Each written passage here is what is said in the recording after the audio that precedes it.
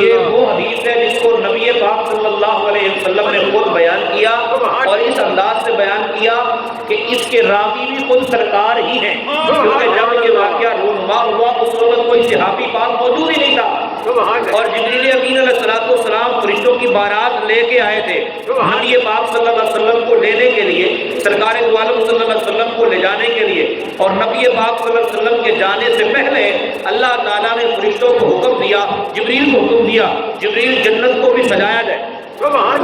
جنت کو سجایا جائے، دوزخ کے دروازے بند کیے جائیں، اور سارے نبیوں کو انویٹیشن کارڈ دے دیا جائے، سارے نبیوں کو بتایا جائے کہ تیار ہو جاؤ، وہ میرا محبوب جس کے آنے سے پہلے، تمہارے دنیا میں جانے سے پہلے، جس کے بارے میں نے تم سے وعدہ لیا تھا لَتُؤْمِنُنَّ بِهِ وَلَتَنْصُرُنَّهُ، اگر وہ میرا رسول تمہارے ہوتے ہوئے آ گیا، تم نے اپنے کلمے بھی چھوڑنے ہیں، اپنی تبلیغیں بھی چھوڑ دینی ہے، اپنی امت کو ساتھ لے کے میرے محبوب کا کلمہ پڑھنا ہے، اور انہی کی مدد کر رہی ہے، انہی کے پیچھے چلنا ہے، انہی کی بات ماننی ہے، انہی کے پیچھے وہ جو کہیں گے وہ کرنا ہے، بس۔ وہ محبوب آج کی رات بیت المقدس میں آئیں گے، جس نے دیکھنا ہو پہنچ جائے وہاں۔ انبیاء کرام کو انویٹیشن کارڈ بھی مل گیا، نبی پاک صلی اللہ علیہ وسلم نے ارشاد فرمایا، جبریل امین علیہ السلام نے مجھے اٹھایا، جبریل نے مجھے اٹھایا، صحن کعبہ میں ہم چلے گئے، سرکار دو عالم صلی اللہ علیہ وسلم ارشاد فرماتے ہیں، اب دیکھیے نا، میں نے کئی مرتبہ یہ مثال دی ہے کہ رسول پاک صلی اللہ علیہ وسلم کے مثل ہونے کا دعویٰ کرنا، نبی پاک صلی اللہ علیہ وسلم جیسا ہونے کا دعویٰ کرنا، اور یہ بیان کرنا کہ جس طرح ہم ہیں اسی طرح سرکار تھے، کہ جس طرح سرکار تھے ویسے ہی ہم ہیں، نہ بات اتنی ہے کہ نبی پاک صلی اللہ علیہ وسلم خدا نہیں، ہم بھی خدا نہیں اور سرکار بھی خدا نہیں ہے، لیکن محبوب پاک علیہ السلام کی شان تو بڑا اور بڑا ہے،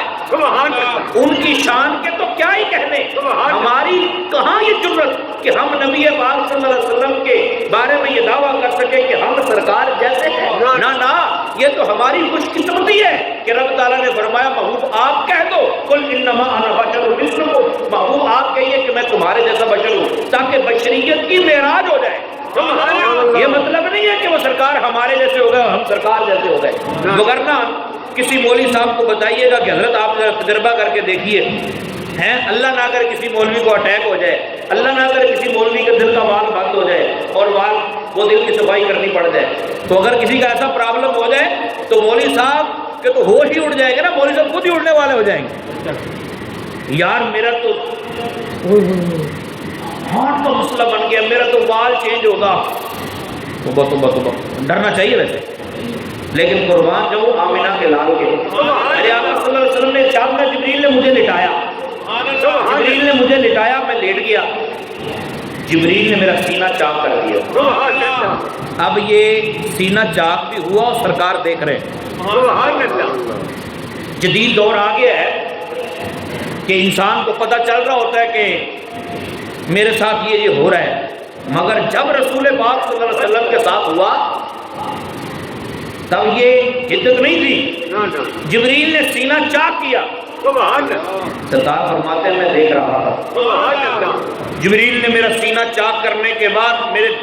سینے کو کھولا، اندر سے دل کو نکالا، ظاہر دل نکالا ہوگا تو ناڑیں تو کٹ گئی ہوں گی نا، رگیں تو کٹ گئی ہوں گی،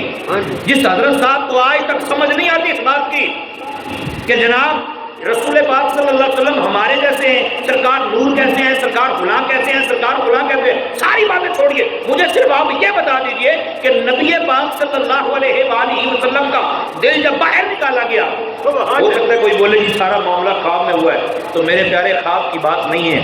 اگر خواب کی بات ہوتی تو کافر کو اعتراض نہیں ہوتا،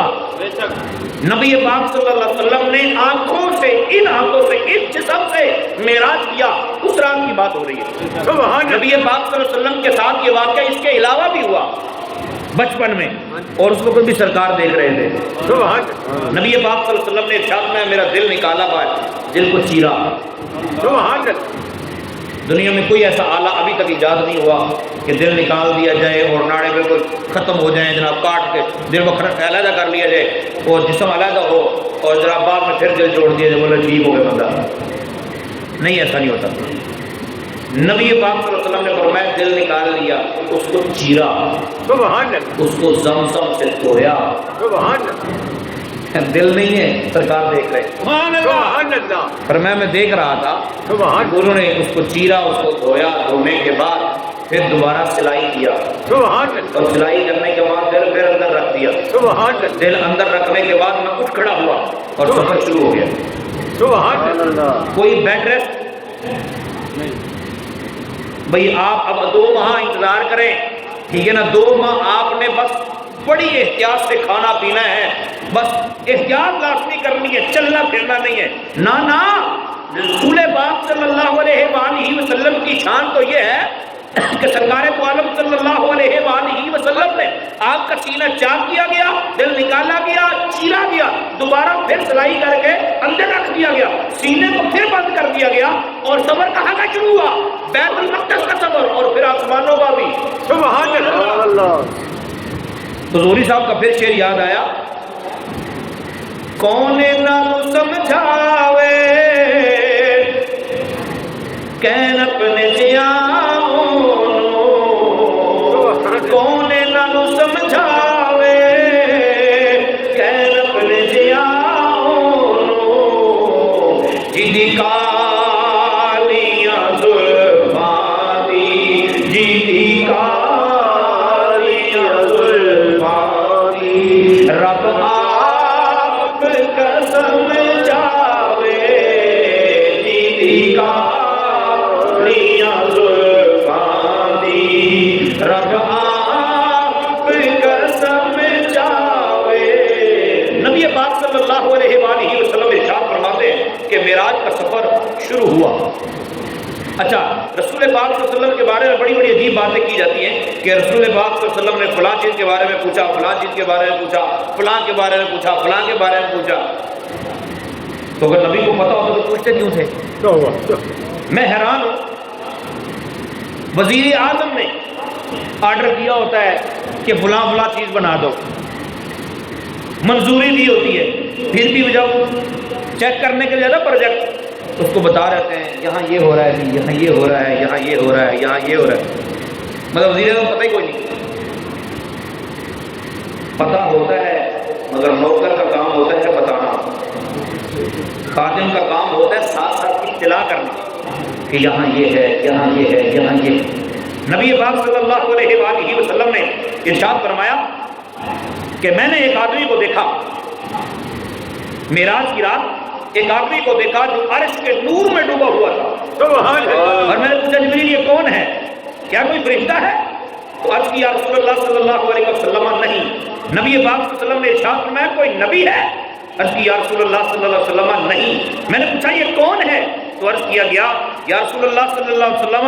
ये वो शख्स है जो हर वक्त अल्लाह का जिक्र करता रहता है। अल्लाह का जिक्र करता रहता है, हर वक्त अल्लाह का जिक्र करता रहता है। हाँ, जब जनाजा जा रहा होता है उस वक्त नहीं करता बस।